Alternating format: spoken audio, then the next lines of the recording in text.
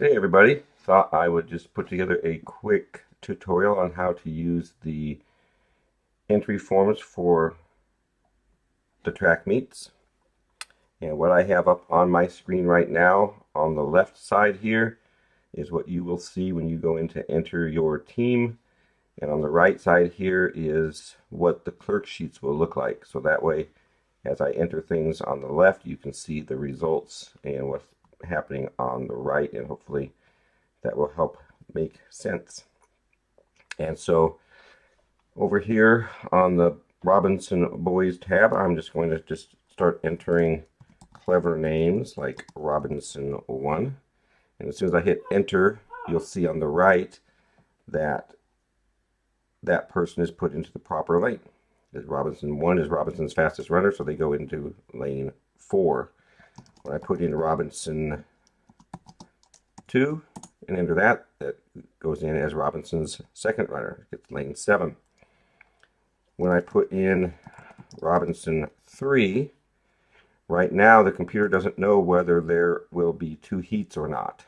And so it sticks the Robinson third runner over here where it says enter these athletes in the empty lanes above. So if there isn't a second heat, if there's not more than 8 runners, if there's only 7, then this runner will be able to be moved up into the empty, whatever the empty lane is in there, and that will be whoever's managing the meet. That will be their responsibility to type that in there by hand and take care of that to make sure that everybody ends up in heat 1. And then the same thing will happen over here when I type in Robinson 4. Robinson 4 gets stuck over here. There's not enough runners for 2 heats yet, which there will never be when the first team is entered, and so they're just sitting there waiting. And so now Stucky Coach will come in and enter theirs, and again, clever names here.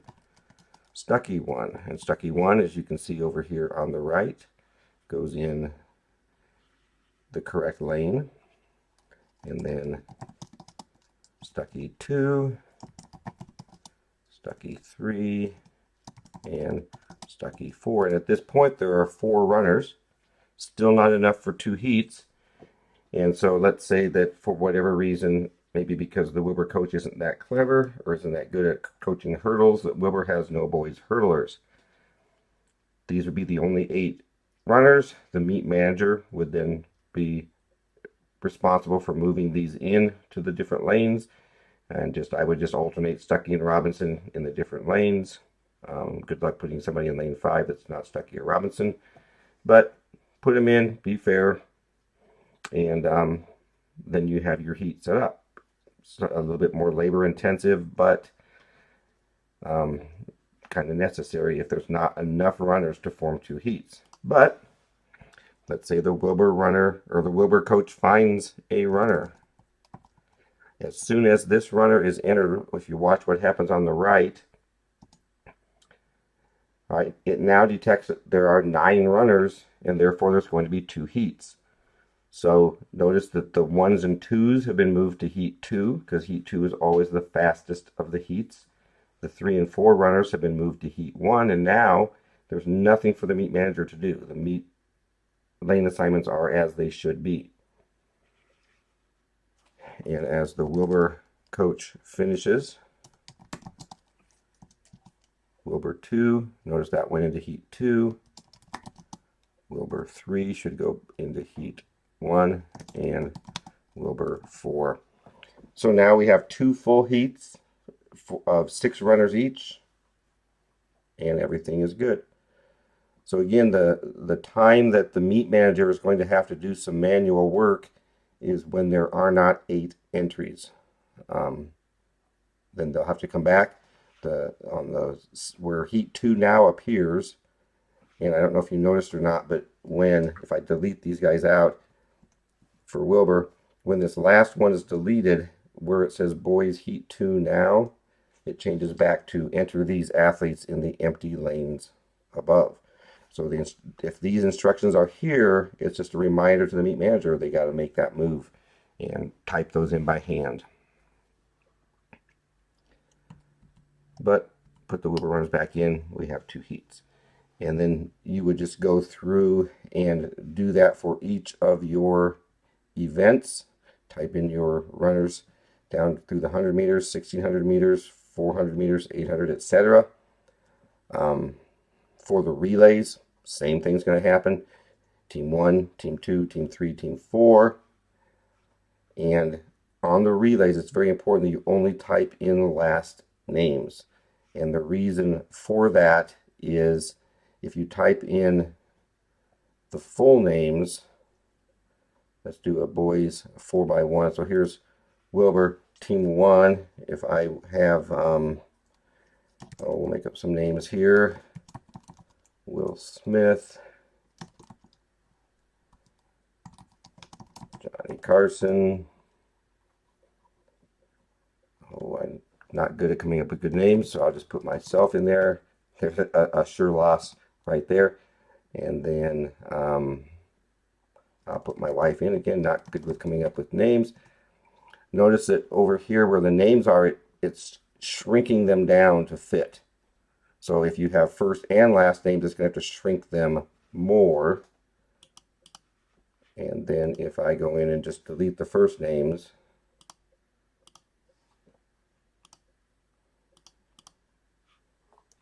you'll see that the names get bigger.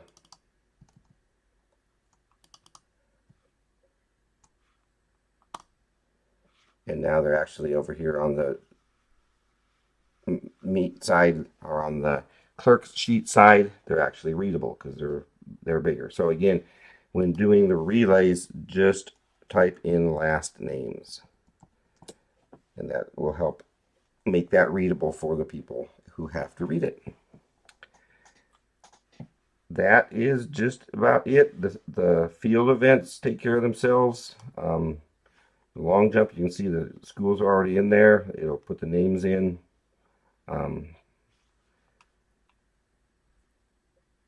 Remember that there's only 4 trials in the field events, so this sheet has a place for the 4 trials, and then to write down their best jump for each one.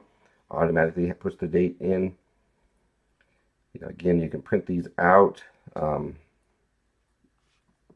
just have them ready for the meet once everybody has them done. The key for this success is having all coaches have their entries done in time. So if you're the meet manager, you need to send out to the other coaches what your expectations are as far as what time or what time you want the entries done by, and then coaches, you need to adhere to that. It messes everything up if your entries are not done, because there's not going to be enough for 2 heats. It's going to put a lot of pressure on the meet manager to have to redo the meet seedings if you don't have your entries done on time. That's about it. If you have any questions, feel free to email me. I will put instructions in the email on how to get to these files. When you go there, you will see the 3 weeks, week 1, week 2, week 3 for the meets, and then inside each week are all the meets for that week. All you have to do is find your meet and open it.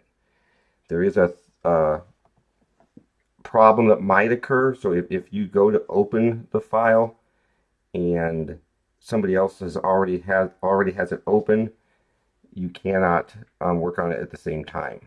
So if you open it and it says it's opened already, do you want to do read only? It's not going to do you any good to go in and enter them because each of you will save it under a different copy. If something like that happens, give me a call or communicate with me. I can probably fix it. But best thing is, if it tells you that it's read only, then don't enter it. Just wait till it's available. The other thing is, make sure you save and close when you're done with the file. Save it, and then make sure you close it. Otherwise, no one else can open it. If there is a problem with that, if you've been waiting hours and somebody has it open, contact me. I'll try to figure out who has it open and get them to close it, or I can force them to close out, and then you can enter yours as well. So again, any questions, let me know. I hope this is useful. Thanks.